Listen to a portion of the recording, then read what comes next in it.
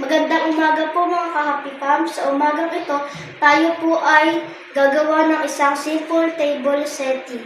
Ituturo ko po sa inyo ang step by step. Umpisahan na po natin. Una po, tayo ay maglalagay ng placemat sa gitnang bahagi ng lamesa malapit sa upuan. Pagkatapos po ay ilagay natin ang dinner plate sa gitna ng placemat. Sunod po natin sa kanang bahagi ng dinner plate ang knife, teaspoon at tablespoon.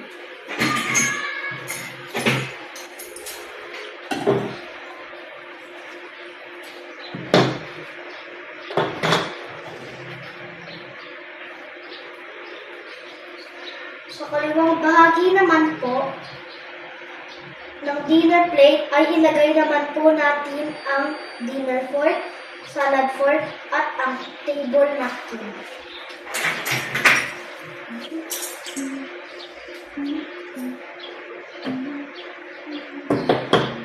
At panghuli, ilagay po natin sa itaas ng dinner plate sa kaliwang bahagi ang bread plate at sa kanang bahagi ang water glass.